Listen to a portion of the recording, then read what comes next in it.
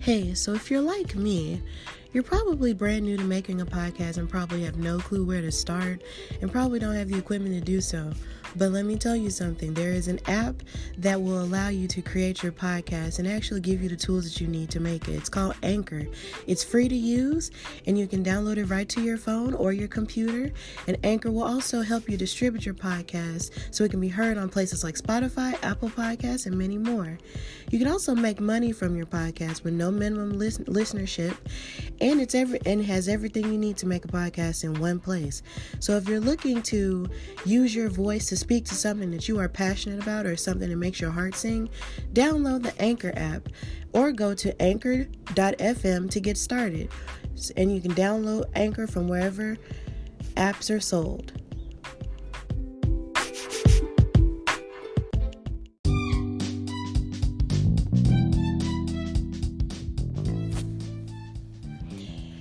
Hello. Welcome to another episode of Hardy Wrestling with me, Stephanie Hardy. Thank you so much for listening. If you've listened to my past few episodes, the last episode was really a good one. I was really excited to put that one out because that was my 5th episode. So now we're on to the 6th episode.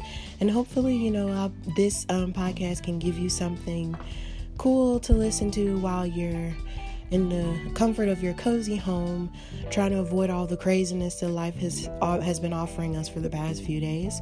So we're going to start and talk about all the news and gossip involving everything that's going on in wrestling right now. And then we're gonna also have a story time that's special to me, personally, and hopefully it'll touch you as well. And then we're going to talk about the main event, which might be a little bit longer because last Sunday was Elimination Chamber, along with the 3 other shows that we had going on in WWE. So sit back and relax and prep yourself for Hardy Wrestling episode 6.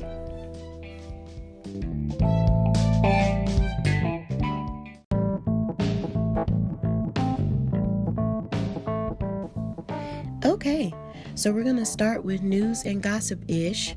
So first on the agenda is the fact that Davey Boy Smith, aka the British Bulldog, will be inducted into the WWE Hall of Fame in the class of 2020. He will be inducted alongside the Bella Twins, the NWO, Batista, and now JBL. He is a legend in wrestling. He was known for defeating his former brother-in-law, fellow Hall of Famer Bret Hart, for the Intercontinental Championship at SummerSlam in 1992. And he was also the inaugural European champion and longest reigning in the company. And he was married into the Hart family, to Diana Hart, who was one of the daughters of Stu Hart, who was the inventor and creator of the Hart Family Dungeon in Canada. And he had, with Diana, out of that marriage, he had 2 children, and one of them is a wrestler for Major League Wrestling, and his name is Davey Boy Smith in the promotion. He used to wrestle for a time with WWE in a tag team alongside Natalya and Tyson Kidd, but he left that company and now he's wrestling on the indie scene. But sadly, he won't be here to enjoy the fruits of that labor and being inducted into the Hall of Fame because he passed away at the age of 39 due to a heart attack.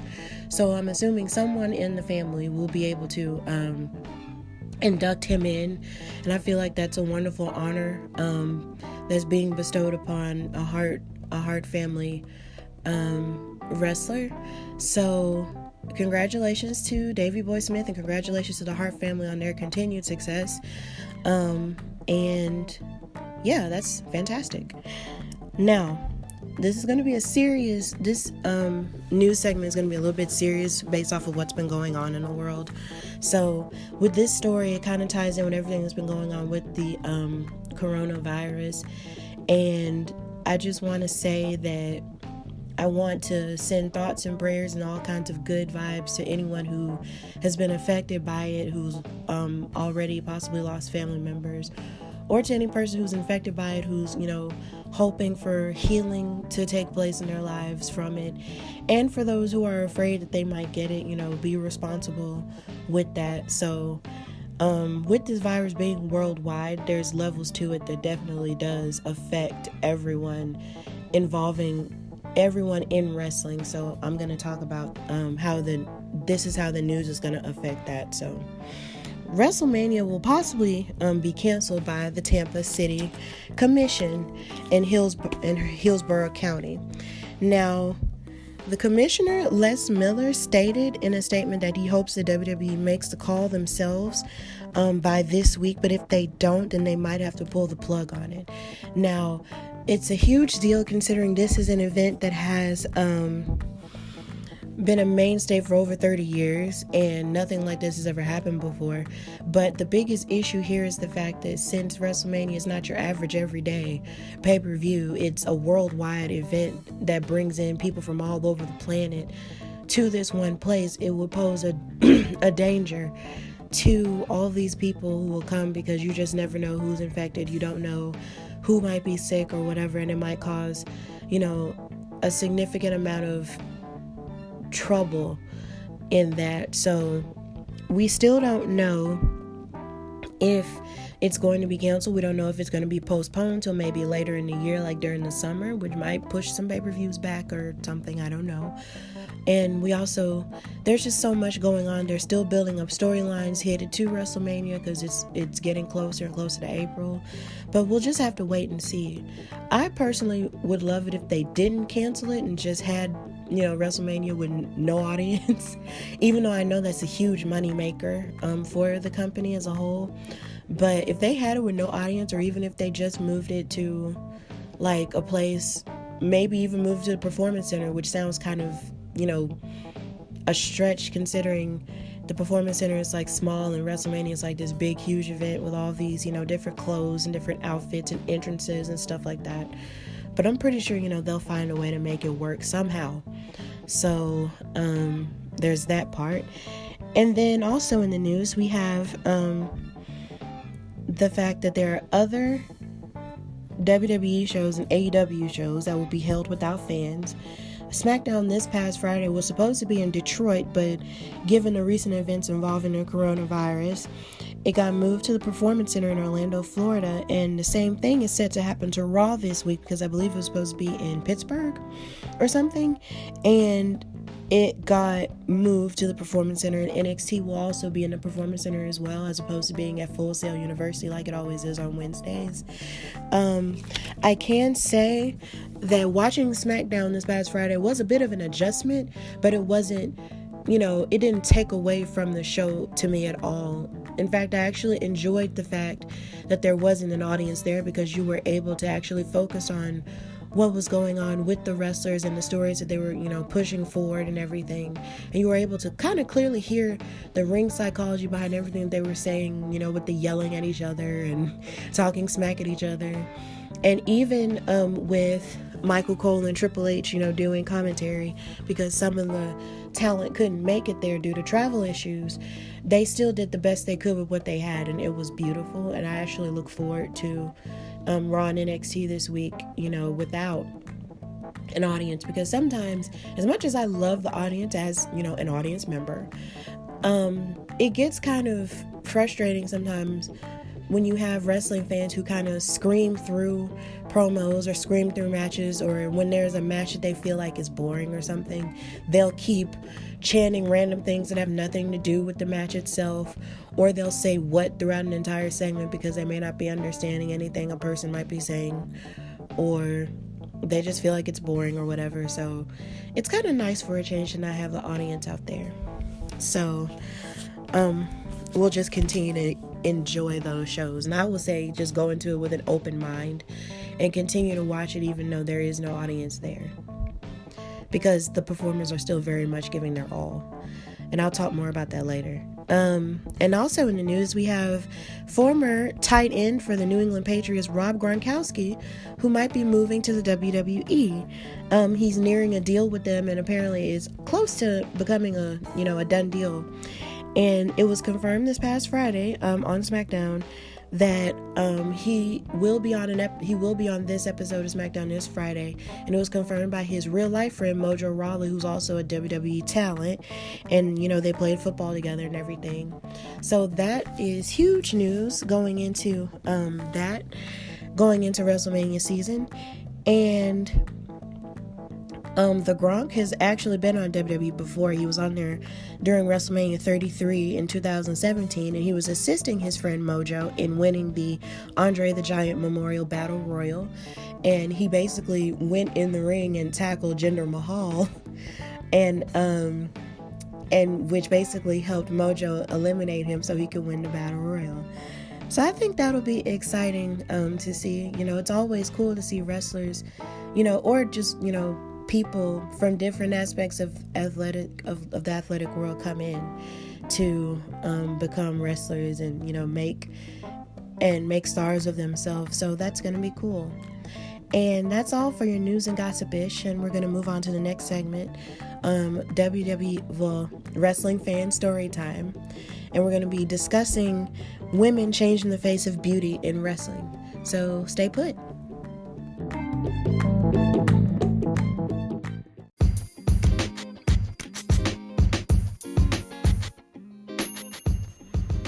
So in this Wrestling Fan Story Time, I'm going to talk about something that touched me this week that I saw. On WWE's YouTube page, there was a video shared with an interview from Carmella, who started this campaign with this photo shoot that she did. Charlotte Flair, Sasha Banks, Bianca Belair, Io Shirai, Rhea Ripley, Ruby Riott, and Dana Brooke. And they got together for this photo shoot. And in this photo shoot, they were taking pictures of themselves without makeup and stripped down, without all of the, glam and everything that they put on every week. And they did an interview where they were all just sitting and talking about their struggles with accepting their bodies and accepting their faces as they are. And they even made posts on Instagram if they didn't participate in the interview, and talking about their struggles with accepting themselves. And I really feel like that was profound, seeing as we now live in a world that wants people to become more accepting of everyone's differences and not necessarily tear them down because of them. And I love that it's taking place in wrestling right now.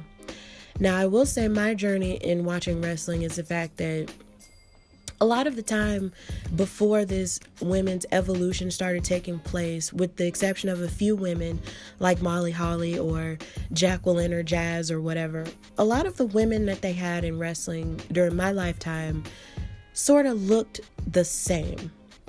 They looked like, Sable, they looked like Tori Wilson, they looked like Trish Stratus. They were always, and Stacy Keibler, they all looked like the beautiful blonde bombshell. And then if they weren't the beautiful blonde bombshell, they had these bombshells who were brunettes like your Candice Michelle's, or redheads like Christy Hemme, or, Lita. But then again, Lita was different too in her own way, because she was tattooed and, she would walk around kind of like a punk rock chick, which was very different. And a lot of the time, of course, during the 2000s, you had the Divas era where you had women like Kelly, more of the model type, and Michelle McCool, who were more so of the model type more than anything. And they all sort of didn't necessarily look like the women that you see on a regular basis. These were women who you could, easily slap on the cover of a magazine, and they could pass themselves off as a model, and you wouldn't believe that they would even be wrestlers.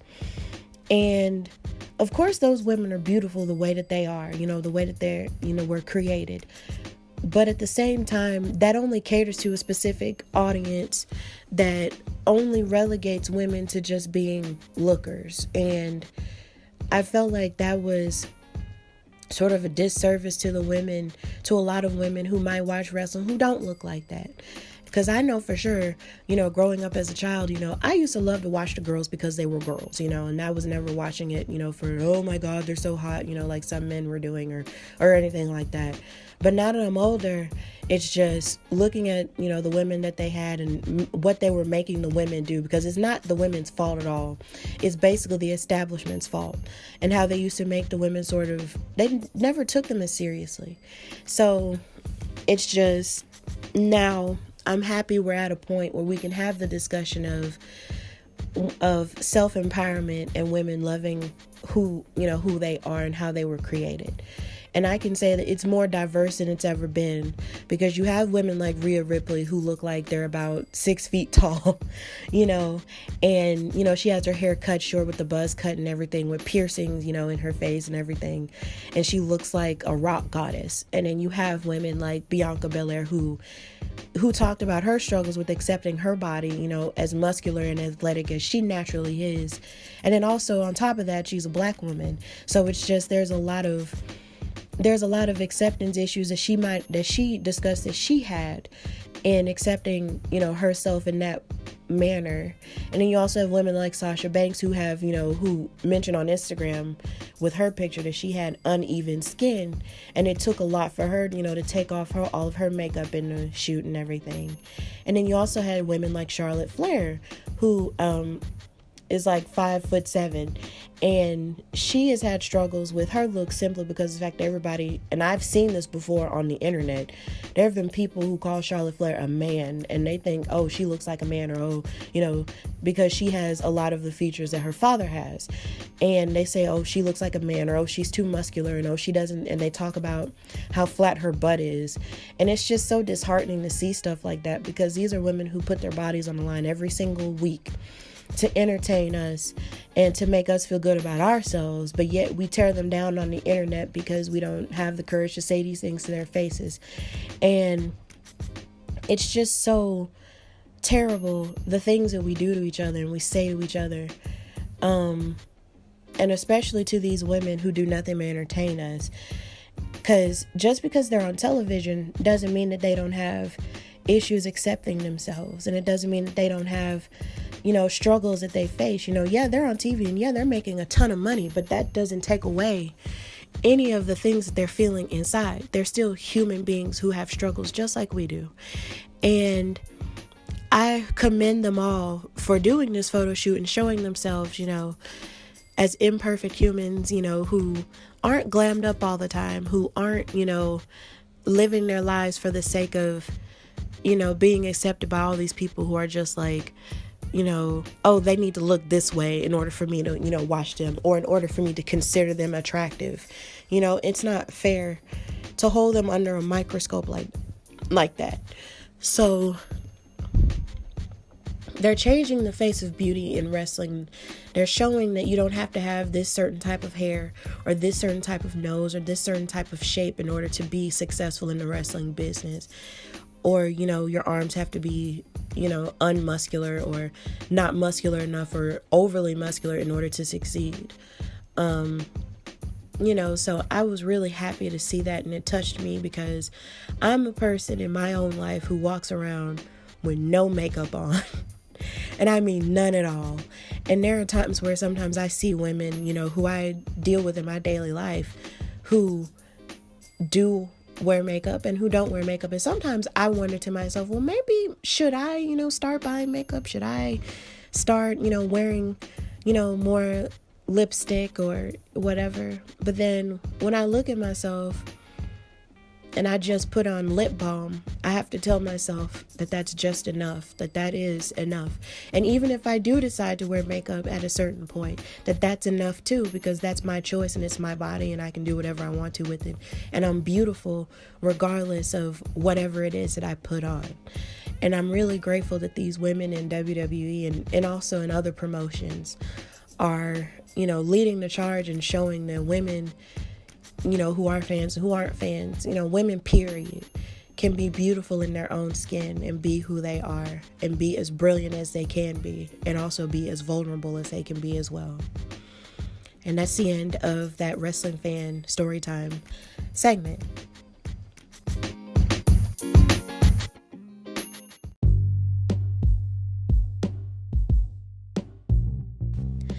All right, so now we've made it to the main event segment of this podcast, where I talk about everything that happened this week in wrestling, and it's going to be pretty interesting, So we're just gonna start with what happened on Sunday this past Sunday with the Elimination Chamber pay-per-view.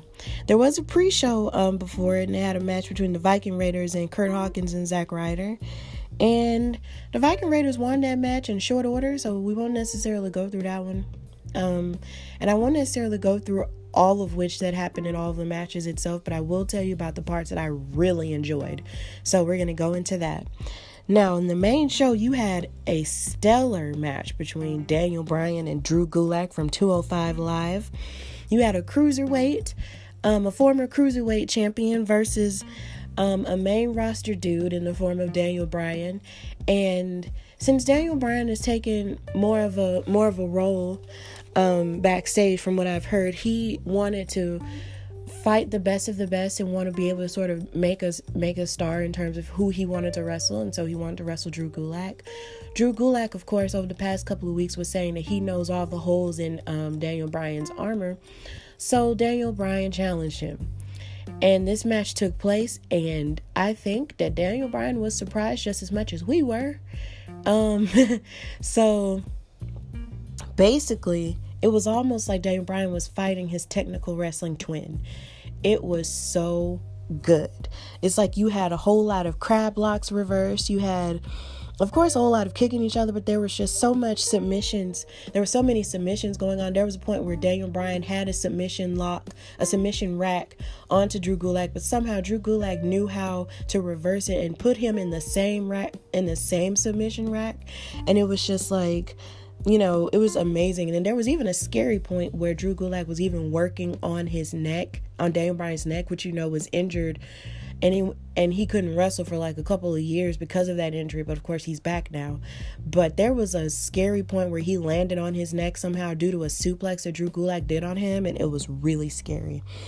But then, of course, there was a point where Daniel Bryan did, of course, bounce back, and he was just looking shocked at him, because he was just like, bro, like, where did all this talent even come from? There were lots of amazing German suplexes going on.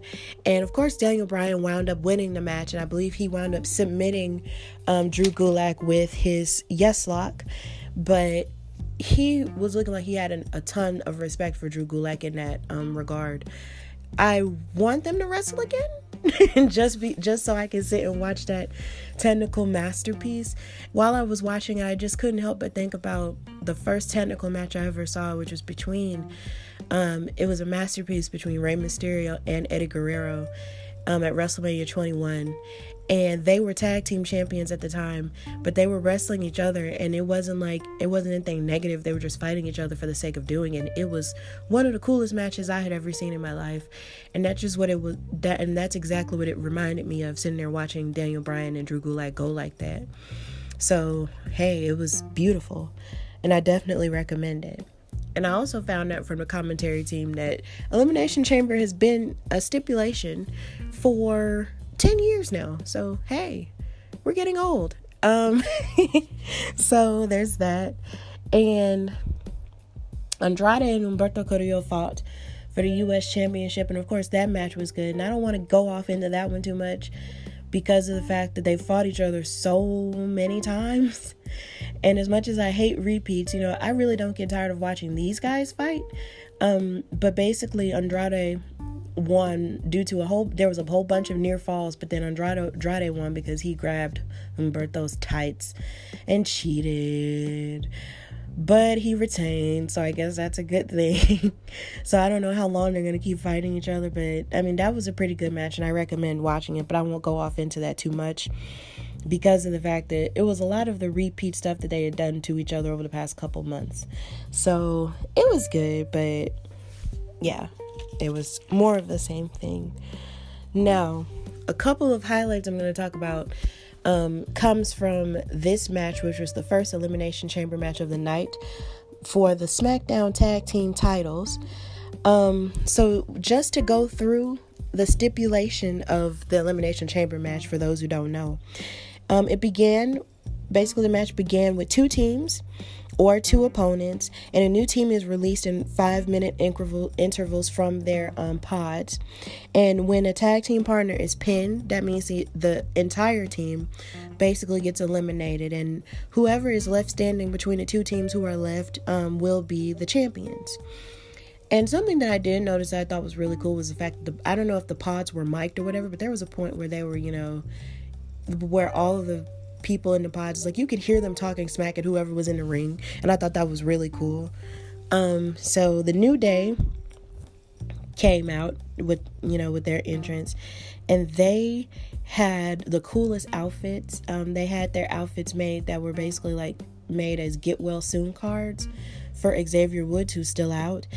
But those outfits that they had were created in coloring book format. So I don't know if you remember from your childhood where you would have these coloring books that would have instructions on how you're supposed to color certain things, and they'd have number 1 is supposed to be red, or whatever part of the picture is labeled number 2 is supposed to be green, or purple for 3 or something like that. And that's how their outfits were made. It had the color key on their outfits, and the rest of their outfits were basically just white, and it was really cool. The Usos came out, and they were looking very thuggish, bayish that night, and the match started with those two fighting each other and basically reigniting their iconic rivalry. I will venture to say that the New Day versus the Usos is one of the most amazing tag team rivalries of the 21st century. So it started with a bunch of punching and leaps and belly-to-belly suplexes and everything. And there was a point where they had a standoff because they were on each other, and it was really cool. And then the Lucha House Party was able to be released after 5 minutes. And they started off hot with a double kick to the New Day. And they also did double high-flying moves, but then one of them was launched by Big E. It was Lince Dorado and Grand Metalik. They were doing lots of moves on top of ropes and everything. And there was even a point where Lince, they were just doing all kinds of amazing hurricanranas on everybody once The Miz and John Morrison came out.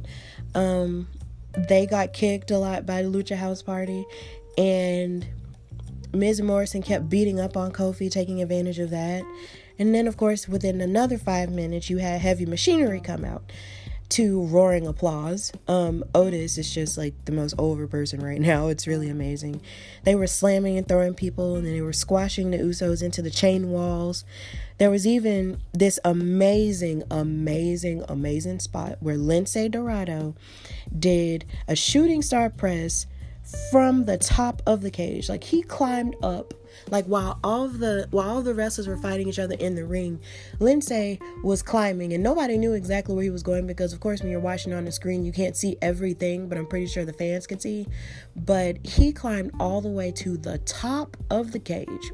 It hit a shooting star press on everyone except Heavy Machinery, because they saw it and moved out of the way, and it was so cool. And it just sort of astounds me that Lucha House Party, they're on the main roster, but they aren't doing anything, and that disappoints me because they were able to show off so much of their offense here, and they shouldn't be slept on at all.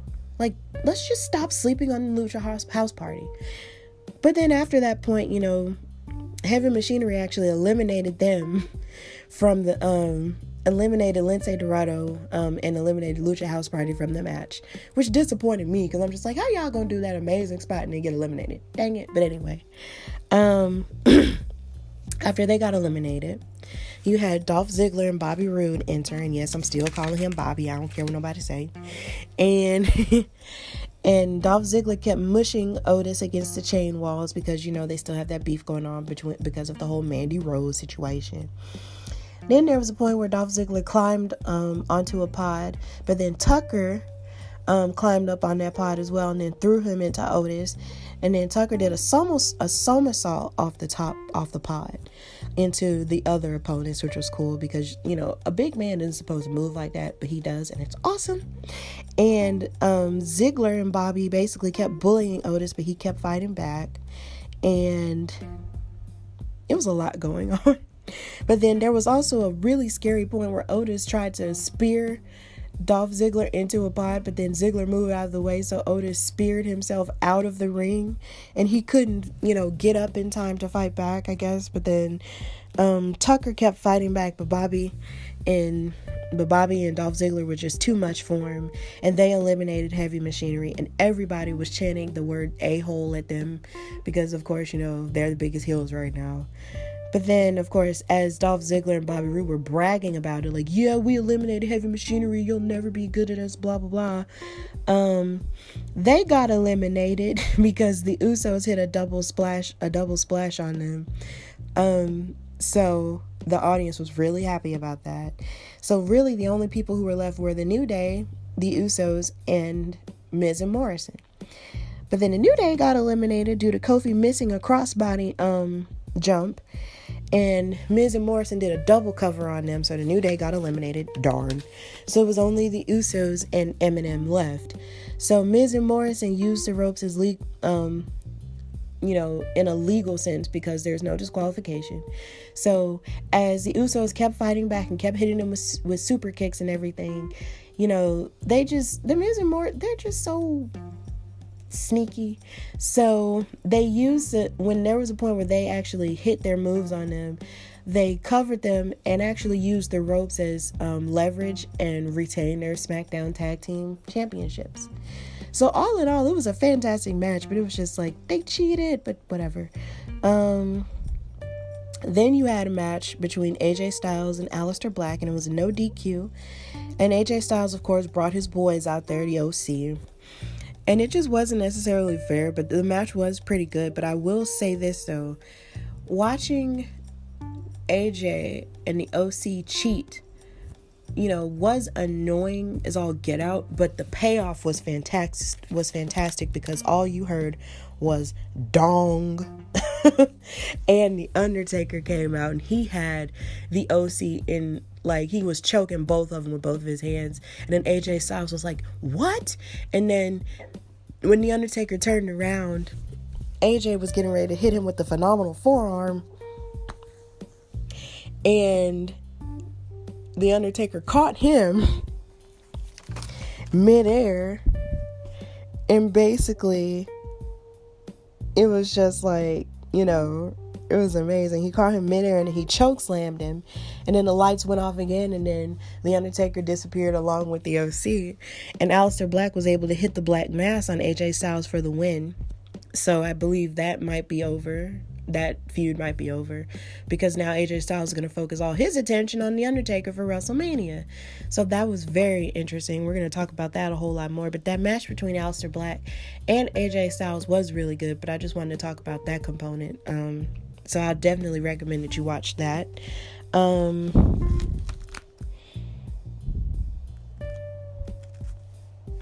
Street Profits and Seth Rollins and Murphy were fighting for the Raw Tag Team Championship. And Dawkins, in the early going showed off his agility. And Montez, of course, was showing off his amazing stuff as well. And We Want the Smoke chants were reverberating throughout the entire arena. And basically, there was a lot of body rolls going on from Montez. He's kind of like a very charismatic Kappa. But I'm not sure if he is one. But the way he dances is just so awesome. And there was a point where the Authors of Pain kept getting involved in the match, but then the Viking Raiders came out to even the odds. And there were like two near falls between Rollins and Montez.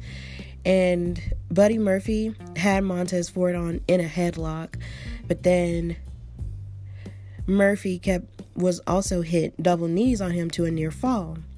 But then there was also another point where Montez Ford hit one of his patented frog splashes, and he has basically one of the best frog splashes I've ever seen, because the airtime he gets from it is just fantastic. And there was another point where Dawkins hit a suplex on Rollins after catching him in midair, and I believe this was outside of the ring. But then there was also a point where Kevin Owens, made his way through the audience while eating popcorn, and he was walking fast, to get in Seth's head. And since Seth got distracted by Kevin Owens, Angelo Dawkins tackled Seth, and then they did a move called the cash out on Buddy Murphy, and they were able to retain their tag titles. But then Seth also got a stunner by Kevin Owens, and then Kevin Owens poured popcorn on Buddy Murphy on his way out of that match. So I'm ready for Seth and Kevin Owens to scrap at WrestleMania if it happens. And then you had the dumpster fire that was Braun Strowman versus Shinsuke Nakamura and Cesaro and Sami Zayn in a 3-on-1 handicap match for the IC title. And whoever basically got the pin was supposed to win the title. So basically, if Sami, Shinsuke, or Cesaro got the pin, they would hold the title. So Shinsuke Nakamura got clotheslined into the early goings of the match, and he got thrown into the corners of the ring. Shinsuke also was kicking, and he was hitting knees on Braun Strowman, and Cesaro and Sami kept kicking and uppercutting him because they were tagging in, of course. It was a lot of tag continuity going on. There was a point where Shinsuke had Braun Strowman in a headlock, but Braun Strowman was able to hit suplexes on him, and it was and he was knocking people down, of course, with that little truck run he does around the ring. And then there was a point where they took advantage and actually hit Braun Strowman into the steps, and there was a Kinshasa. There was even a point where Shinsuke even hit the Kinshasa into the ring post on Braun Strowman. So Braun Strowman's head was kind of going through some dizziness there. And Sami Zayn took advantage of all of those beatings, and he basically won after he kept running away from him. Like, over the past couple of weeks, Sami kept running away from Braun Strowman, but he took advantage of all that hard work that Cesaro and Nakamura did and covered him and won the IC title. Now, as much as I don't like their dastardly deeds, I was happy with the fact that Sami Zayn won his title, because that was his first main roster title win, and he's been on the main roster for almost 4 years now. So that was a huge deal, and that was great and everything.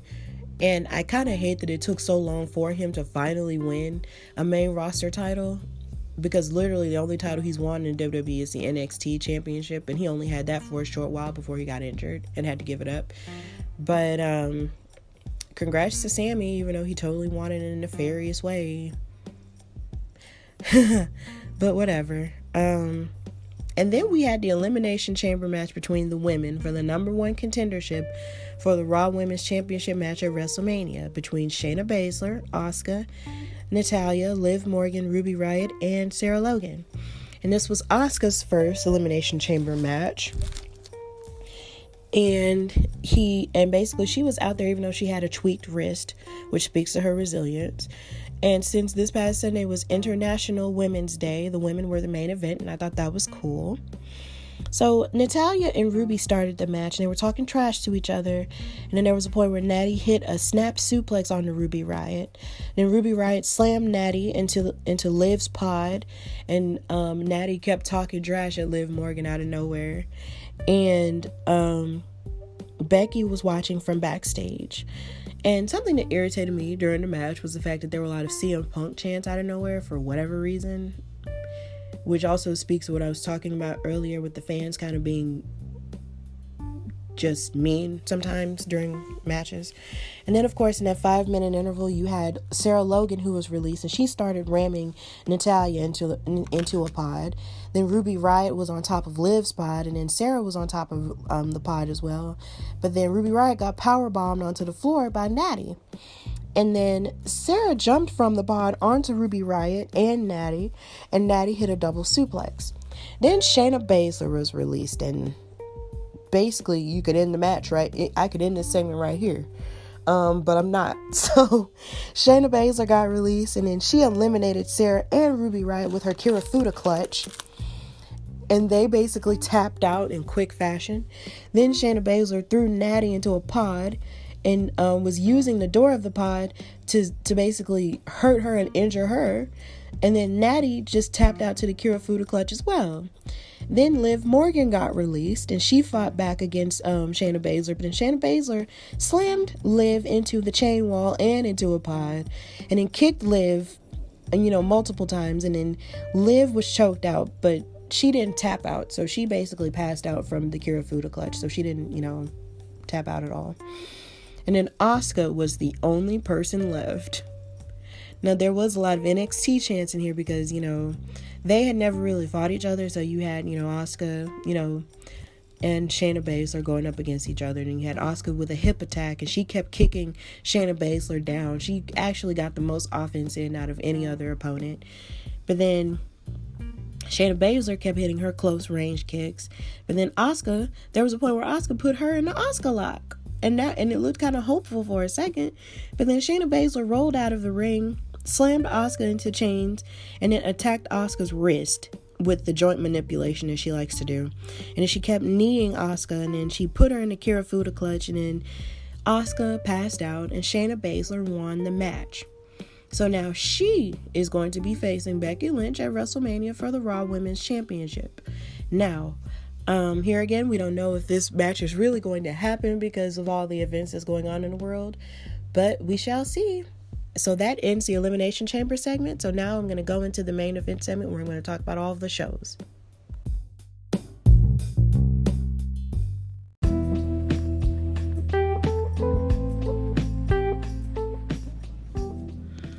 All right, so what we're going to do, we're going to talk about all the events that happened on Monday Night Raw.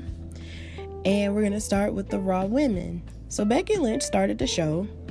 And she was glad that she finally knows who she's facing in the form of Shayna Baszler. And then there was a point where, I believe backstage at Elimination Chamber, Shayna Baszler called her a B-word and basically said she was going to destroy her at WrestleMania. And Becky was saying, well, wow, you called me the B-word? So, okay, so I'm the B-word that's going to beat you. So there was that. Then you had Charlotte Flair come out and do a promo where she was calling Rhea Ripley the next big thing and the shiny new toy. And she was telling Rhea Ripley to enjoy all of that hype because the hype surrounding you will not last. Then Rhea came out, to everyone's surprise, and she has new pyro with her stomp that she likes to do in her entrance. And then Rhea started talking, but then Charlotte interrupted her and said, we just heard you talk in your segment that they had played, when she was at the Raymond James Stadium. And she was saying, this is my kingdom and you can't come on here on Raw and, act like you own everything. But then Rhea Ripley slapped her and then put down the mic and left the ring. So there was that. And then you had the Kabuki Warriors fight in their match versus Natalya and Liv Morgan. And there were all kinds of ignorant what chants going on to everything that Asuka was saying, even though she was speaking Japanese and English. And Jerry the King Lawler was talking about how his ears were bleeding. And, which adds to another laundry list of all the racist things he's ever said about, Asian women on that show. And there was a point where Liv Morgan and Kairi Sane were locking up, and then there was a double kick from Liv, whose offense is getting way better, now she's returned. And you had Ruby Riott come out with marks above her eyes from the night before, and the Kabuki Warriors took advantage of that distraction, and Liv kept getting chants and everything, which was good. And Natalya gave Asuka a power slam, and then Sarah Logan came out, and Ruby Riott and Sarah Logan started fighting. Then Liv Morgan jumped from the top rope, and I guess she just forgot about her match. She jumped from the top rope onto Sarah and Ruby, and then Natalya didn't have a partner, so Asuka kicked Natalya while Natalya had Kairi Sane locked in the sharpshooter, and the Kabuki Warriors won the match. And that's pretty much all that went on with the women. So now we're going to go to the Raw men. Rey Mysterio and Angel Garza had the first match of the night, and Angel was out there with Zelina Vega, and that was a great athletic match. And I won't go too much into that one simply because of the fact that they have fought so many times before. And Rey Mysterio won the match, and then of course Zelina Vega was mad, but because at first Angel had been on a tear and was winning a whole lot of matches, so there was that part. And Bobby Lashley had a match, and he wasn't out there with Lana because Lana's been filming a movie, and he was fighting against Zack Ryder with Kurt Hawkins in his corner. And then there were chants of "We want Lana," and it was basically a power match until, of course, Zack was squashed by Bobby Lashley, so there's really not that much you can say about that one. Then you had Aleister Black get ready to do a promo back in his little room, and he was trying to speak, but then someone knocked on his door, so we thought, oh, maybe it's another opponent, which it turned out it was, but basically it was Seth and Buddy Murphy. And Seth was saying, since I'm a numbers game expert, if you ever want to use me in my services, and join me, I could, help you fight against the OC. But Aleister Black wasn't having it. He was saying, no, I don't want to do it. And he kept refusing, but then Seth kept pushing. And since Seth kept pushing, Aleister Black was like, okay, well, those sound like fighting words. So, meet me in the ring. So they had a match scheduled for later that night. Then you had Eric Rowan versus Drew McIntyre. There were a lot of punches in the early going, but then Drew McIntyre ran Eric Rowan into the ring post and the barricade. And then Drew McIntyre looked at Eric Rowan's cage with the tarantula in it, and he picked it up and put it on the floor, and then he picked up the steel steps from the side of the ring and smashed it. So I guess now that tarantula is dead. And he hit the DDT and the Claymore on Eric Rowan, and Drew McIntyre continues to go on his, run of wins before his match with Brock Lesnar. That's tentatively scheduled for WrestleMania for the championship. And then you had AJ Styles cut his promo with the OC, and he was angry at The Undertaker for interfering in his match with Aleister Black the night before at Elimination Chamber. And he basically blamed The Undertaker for taking moments away from him. And AJ said that The Undertaker basically ruined his retirement match it wasn't a retirement match, but it was kind of put on as a retirement match against Roman Reigns, where he folded up his coat and put his hat in the middle of the ring and left. But of course he didn't really retire. And AJ stated that he didn't see The Undertaker as a mythical monster anymore, and he only sees him as a broken down man named Mark Galloway. That is The Undertaker's real name. And he said the only reason why The Undertaker keeps coming back is because Michelle McCool, which is The Undertaker's wife in real life, keeps him coming back so she can get whatever she wants. Basically calling her a gold digger, even though, she was a wrestler too and probably has her own money, but we're not going to get into that. And he gave The Undertaker advice and said, your wife is going to run you in the ground and I'm going to help her. And he said, you'll die in the ring with me and I'll take his soul at WrestleMania, which was a very dark thing to say, but hey, this is where we're going. Then Riddick Moss and Cedric Alexander had a match for the 24/7 championship. And there was a point where Cedric had taken advantage, but then, with a lot of offense going in. But then Riddick Moss tossed Alexander out of the ring and hit a neck breaker onto Cedric, and then Riddick Moss won the match. And which begged me to wonder what in the world is going on with Cedric Alexander's booking and also Ricochet's booking, because Ricochet lost to Riddick Moss 2 weeks ago for the same title. And I'm trying to figure out what is it that these men have done to get trashed on television so hard. Like, they're some of the most talented cruiserweights, or heavyweight maybe in Ricochet's case, that you have, and you're just trashing them and having them, lose to all these people whom we don't even care about fully, who don't even have developed characters. These two at least have a halfway developed character that we actually care about, but yet they keep getting trashed on, and it frustrates me because they're so talented. And all I can think about is when Cedric first came into the WWE scene during the Cruiserweight Classic, everybody was saying, please sign him or whatever. And now we've gone from please sign Cedric to him losing to the nothing matches on Raw. Like, the least you could do is put him back on 205 Live, or put him in NXT, for God's sake, where he can be used. Like, because this is sad. And then MVP came out and he was insulting Washington, D.C. And he spoke about how he was transitioning from a competitor to a wannabe manager, brainiac person. And he claimed that he wanted to build a stable around Edge. But then, of course, Edge drove up backstage and he was storming out of a car. And he snatched the microphone from MVP and tells Randy Orton to grow a set of balls and get his A-word out here now. But then MVP decided to make the huge mistake of asking Edge, how's your wife? And then Edge speared him, and then Randy Orton decided to sneak out, like the snake he is, Viper, hello, and try to RKO him, but then Edge reversed the RKO onto Randy. Then Randy ran away. And then MVP got a concerto, or a chairhead sandwich, from Edge 2 times. And then Randy and Edge just stared at each other, and then Edge, was running after Randy. But then he found out later on from Charlie Caruso that Randy had left the arena. So that was the last we saw of Edge. And then they announced that AJ Styles and Undertaker are going to have a contract signing tomorrow on Raw. I don't know if that's going to be still scheduled, seeing as they've moved Raw to the Performance Center again, given all the events that's been happening, but we'll see.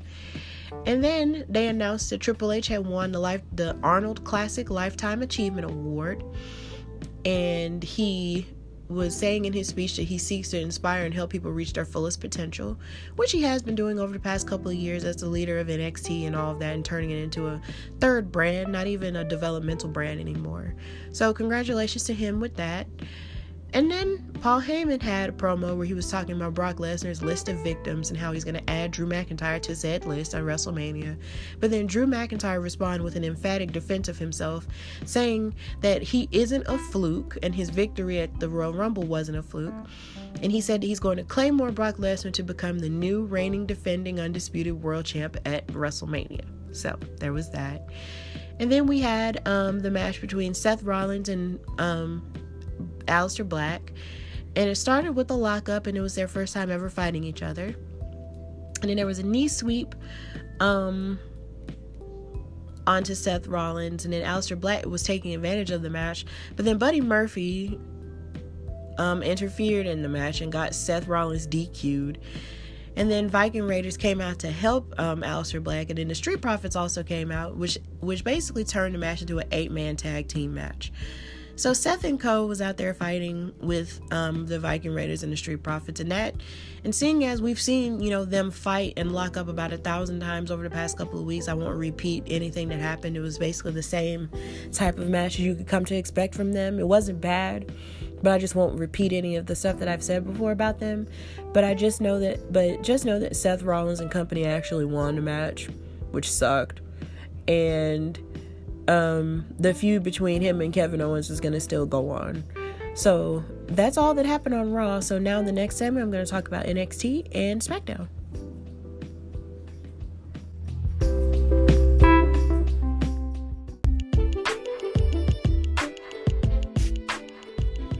Alright, so now we're going to talk about NXT. Now we're going to talk about NXT. Alright, so it was Fan Appreciation Night at the Performance Center. So Beth Phoenix, so we're going to talk about the women first. With Beth Phoenix, she came back to the commentary table with Mara and Nigel, and they welcomed her back. So with the women, our first match with the women, we had Mia Yim versus Dakota Kai with Raquel Gonzalez in the qualifier for the number one contender ladders match for TakeOver Tampa, tentatively.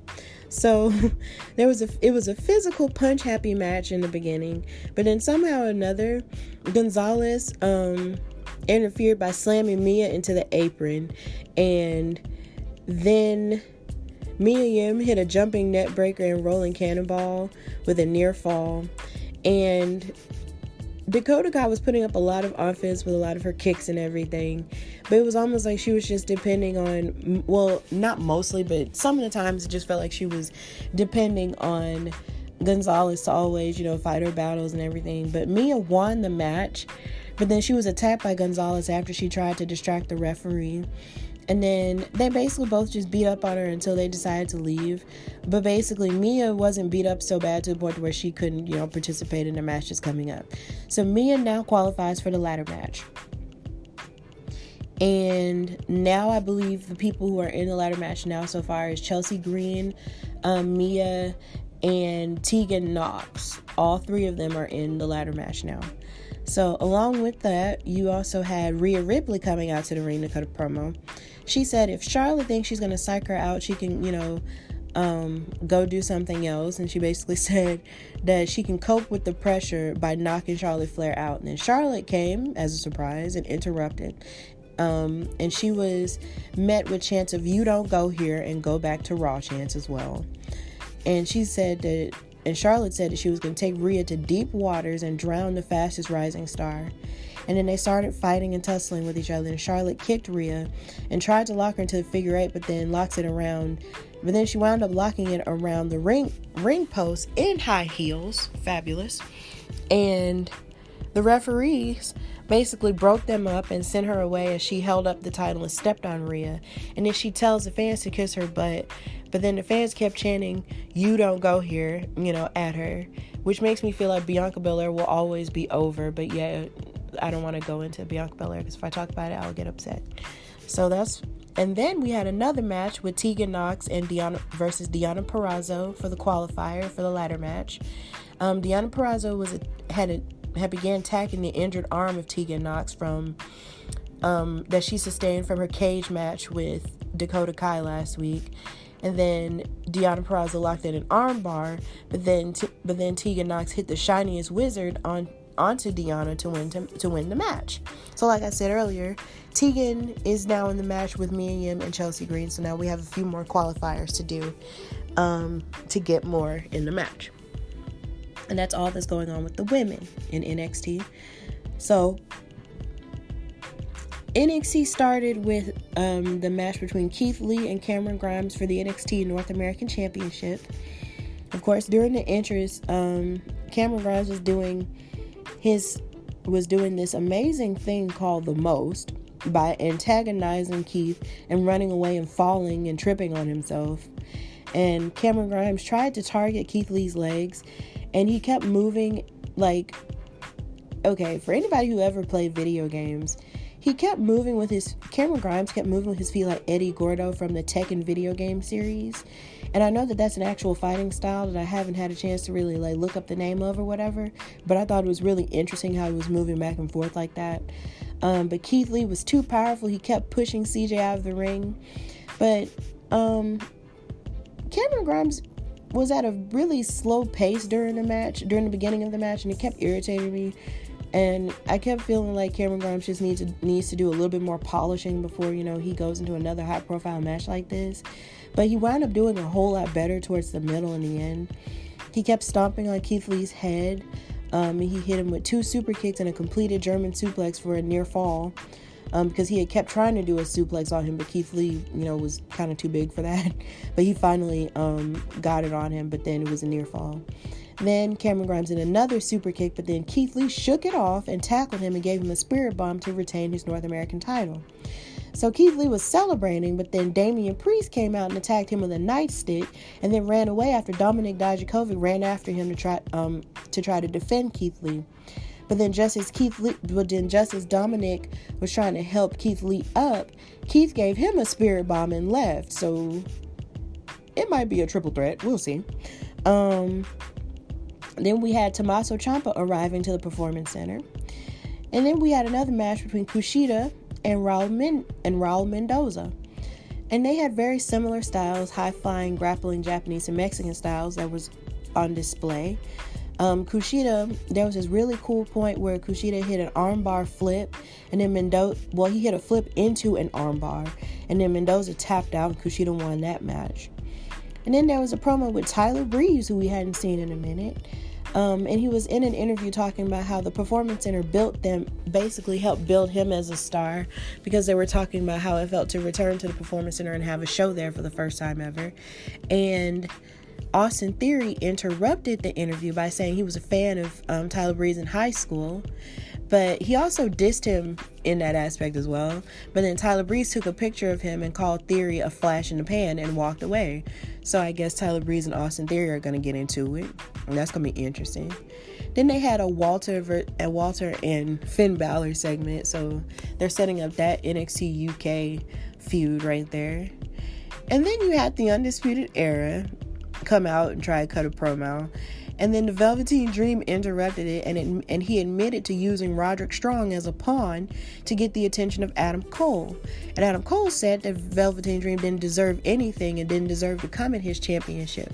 And Adam Cole said he was becoming the longest reigning NXT champ next week, and he was going to throw a party to that effect. And he tries to challenge Velveteen Dream, but then Velveteen Dream snapped his fingers and said that you'll fight when I'm ready for you to fight me.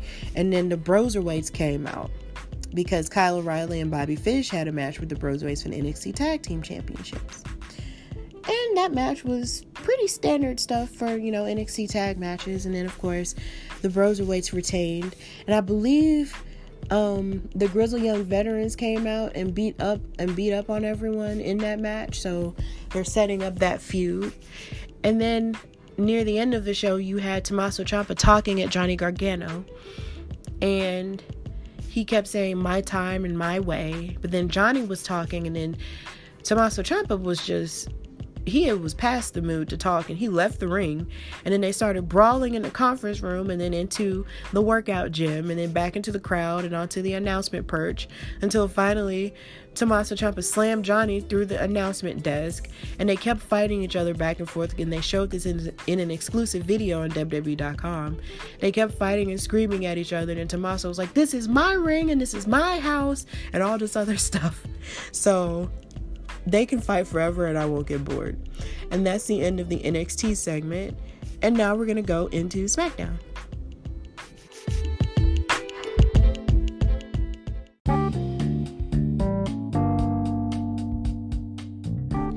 All right.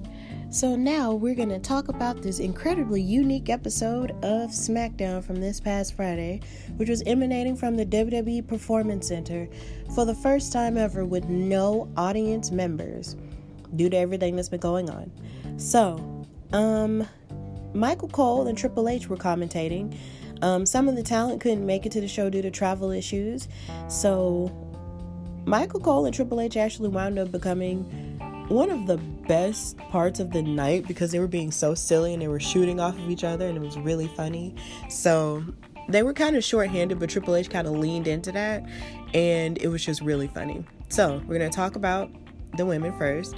Sasha Banks and Bayley came out and they were talking all kinds of trash about where Paige was because it was advertised that Paige was going to come out and confront Bayley about a new opponent. But Paige couldn't make it due to travel issues, so they had to wrestle in this match, and then Sasha Banks was talking about how she was the standard and how Bayley was the standard and all the other stuff. But then they were set to fight in a tag team match with Nikki Cross and Alexa Bliss.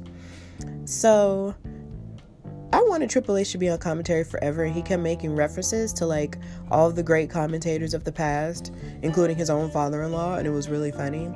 But then the match was pretty good for the most part, but Asuka interfered with Alexa and basically distracted Alexa and Nikki, and Sasha and Bayley took advantage of it, which gave them the victory in the match. So the reason why Asuka was out there is because she was antagonizing Alexa Bliss and Nikki because Alexa challenged the Kabuki Warriors to a women's tag team title match because of the fact that when you have the women's tag team title match, you can fight on whatever show you want to versus whatever opponent you want to, but somehow or another the Kabuki Warriors have not been fighting to defend their tag titles and have not done it in months. So I'm really glad that they're actually, continuing with that storyline. So there's that part. Now, we still don't know who Bayley is set to face at WrestleMania, if it, does indeed take place. So that's still kind of up in the air, but we'll see. And I believe that's all that we have for the women. Yeah, that's all we really have for the women on SmackDown. So we're going to go into the men. Roman Reigns had an interview with Michael Cole, and he said it was cool to be back in the Performance Center because he was also an NXT alum. But it was weird with no live reactions, but he was basically rolling with the punches like everybody else was doing. And he basically stated that he was dealing with critics who don't believe that he belongs in the main event of WrestleMania. And he was talking about how he believes he's the hardest worker, day in and day out. And then Michael Cole mentioned how basically they're labeling the match as spear versus spear, which is true. And Roman was talking about how he felt like Goldberg was a part-timer who really doesn't necessarily deserve the Universal title as it is right now.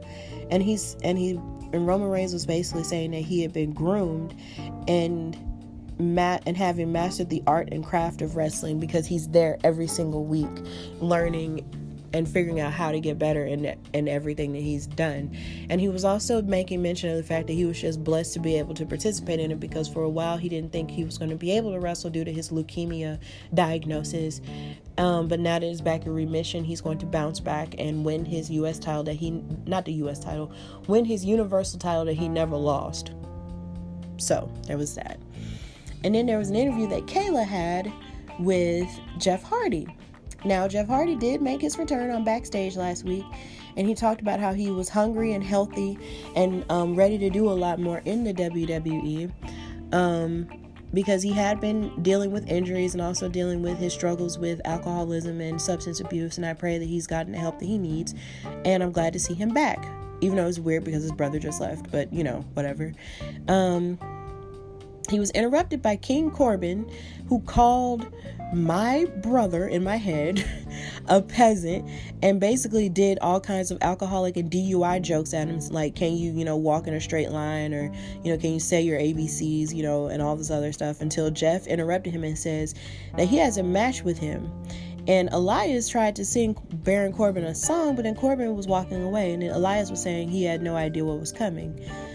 And then there was a recap of the Daniel Bryan and Drew Gulak match, but then there was also a promo where Daniel Bryan gave Drew Gulak his props, and he wants to be taught by him to see, can we, work together and stuff.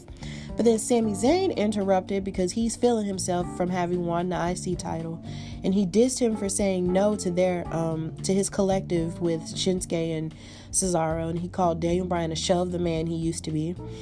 But then Daniel Bryan challenged Cesaro to a match because Cesaro called himself defending Sami Zayn's honor. So that happened later on. And then they had a full replay of the tag team match, of the SmackDown Tag Team Championship match from Elimination Chamber, so I won't go into that again. But after that recap, The Miz and John Morrison were sitting in the ring, and they were talking about how they fought, how when they won their championships, how the first time they won tag team championships was their first time tagging together. And they were doing insults and everything to the tag team division and to the audience on the television. So that was interesting. And then Triple H was being a cameraman at a certain point, basically alluding to the fact that they were short-staffed, but he was making it really funny. And then it was reported that Rob Gronkowski was in deep talks to be a wrestling superstar. And then Mojo Rawley confirmed it and basically said that the Gronk will be on SmackDown next week. And then Mojo Rawley hype-tussled Michael Cole, and Triple H started joining in with them, and it was really funny. And then we had the match between Daniel Bryan, who had Drew Gulak, in his corner, against Cesaro with Shinsuke and Sami Zayn in his corner. And it was a physical start to the match, and Cesaro was hitting his patented European uppercuts, which are so fire and so dangerous looking. And then there were lots of major kicks, and there was 3 near falls until Daniel Bryan basically won the match. But then Shinsuke was beating him up, and then Drew Gulak fought for his honor, and then there was a brawl that ensued outside of the ring, and they all just kept fighting and tussling with each other until it ended. And then we had the match between Jeff Hardy and Baron Corbin, and Elias was on commentary as a guest. So Corbin was beating up Jeff in the early going of the match, and he tossed him into the ring corner, and then Jeff was punching back, and he had a clothesline and a basement dropkick with a near fall. And Corbin yelled at Elias, and then Elias was playing a song and distracting Corbin, but then Jeff hit the Twist of Fate on him and does a Swanton Bomb to win the match. But Michael Cole did a thing that I thought was really interesting. He called the Twist of Fate the Twist of Fury, and I think they changed that because Matt Hardy might be going to another company, maybe AEW, and they just changed it just for the sake of doing it, even though Matt Hardy said on Twitter that WWE has the full rights to use Twist of Fate, but I guess they just changed it just to change it. I don't know. But Twist of Fury just doesn't sound right. It's always been Twist of Fate. It's been Twist of Fate since I was a child, so I want to keep it that way. But anyway, after that, Triple H did a promo from the top of the announcement perch and said that he was of course missing the WWE universe, but he was happy that we were all watching, and said that we're all here, and he appreciated the fact that the performers were still giving their all, and that the WWE has earned the right to live up to their logo, which is then, now, and forever, which was very touching. And then John Cena came out to do an interview with Michael Cole, and he said, and John Cena was basically saying, how do I respond to someone who blames their failures on me? He was referring to Bray Wyatt, and how Bray Wyatt said that he blames John Cena for his fall from grace, because they had fought each other at WrestleMania 30 a couple of years ago, and John Cena won that match and basically buried him, and or at least they say he buried him, according to the internet wrestling community. But John Cena said many people have blamed John Cena said that a lot of people have blamed him for their failures. But he said that Bray Wyatt fell into a spiral because he got complacent, and he mentioned how many times John Cena mentioned how many times he had lost to really high profile people, but yet he still bounced back every time. He mentioned CM Punk on television, and he also mentioned The Miz, how he lost to The Miz at WrestleMania, which I had the privilege of being there for. He mentioned his loss to The Rock and his loss to Brock Lesnar, but in the end he said that he blames himself for those losses and not anyone else. And John Cena, and then Michael Cole asked John Cena why would he antagonize Bray Wyatt, and he said that he feels like Bray Wyatt is not the future of the company, but he mentioned stars on the main roster like Drew McIntyre and stars in NXT like Adam Cole and Velveteen Dream, who are the future of this business, and he wants to take Bray Wyatt out of the equation because he feels that he's the most overhyped and overrated star in years. And then Bray Wyatt came out in the place where the audience would be sitting, and he said that John Cena craves the spotlight and you took something from me. And he thought about it so much that he wanted to smash his head to get peace from the voices in his head, but then he started listening to them, and he created the Firefly Funhouse from it. And he said, you broke me, John, but the Fiend put me back together. And he said, you can expect a slaughter at WrestleMania. And then the show ended. And like I said earlier, I really like this because I was able to focus on everything that everybody was saying in terms of the performances, and you can tell that the performers were indeed giving their all, regardless of the fact that there was no live audience. And even though they mentioned that it was awkward at first, they still kept rolling with the punches. And sometimes in life, you can either roll with the punches or let the punches roll you. So I'm really glad that they were able to deal with this difficult time and move forward with being who they were created to be, which was wrestlers. So that's the end of this main event segment, and now we're going to go on to the conclusion.